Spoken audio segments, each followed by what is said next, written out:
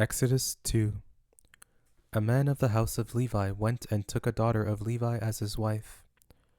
The woman conceived and bore a son. When she saw that he was a fine child, she hid him 3 months. When she could no longer hide him, she took a papyrus basket for him, and coated it with tar and with pitch. She put the child in it, and laid it in the reeds by the river's bank. His sister stood far off, to see what would be done to him. Pharaoh's daughter came down to bathe at the river. Her maidens walked along by the riverside.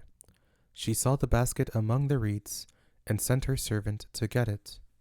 She opened it, and saw the child, and behold, the baby cried.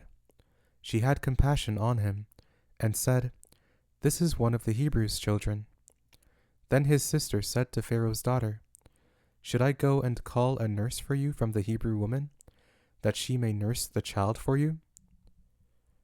Pharaoh's daughter said to her, "Go." The young woman went and called the child's mother. Pharaoh's daughter said to her, "Take this child away, and nurse him for me, and I will give you your wages." The woman took the child and nursed it. The child grew, and she brought him to Pharaoh's daughter, and he became her son. She named him Moses, and said, "Because I drew him out of the water." In those days, when Moses had grown up, he went out to his brothers and saw their burdens.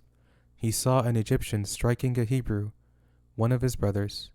He looked this way and that way, and when he saw that there was no one, he killed the Egyptian and hid him in the sand. He went out the second day, and behold, 2 men of the Hebrews were fighting with each other.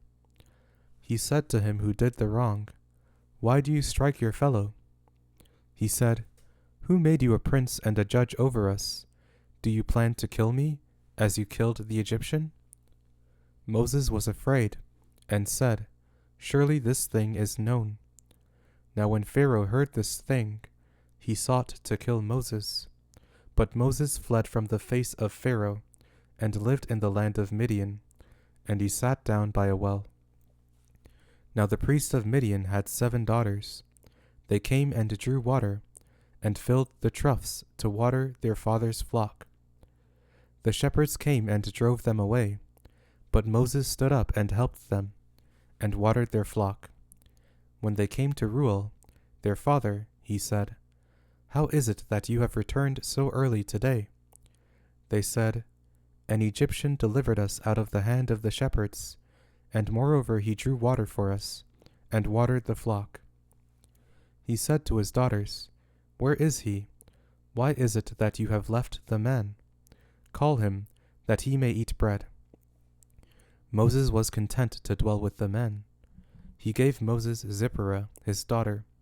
She bore a son, and he named him Gershom, for he said, "I have lived as a foreigner in a foreign land." In the course of those many days, the king of Egypt died, and the children of Israel sighed because of the bondage, and they cried. And their cry came up to God because of the bondage. God heard their groaning, and God remembered his covenant with Abraham, with Isaac, and with Jacob. God saw the children of Israel, and God understood.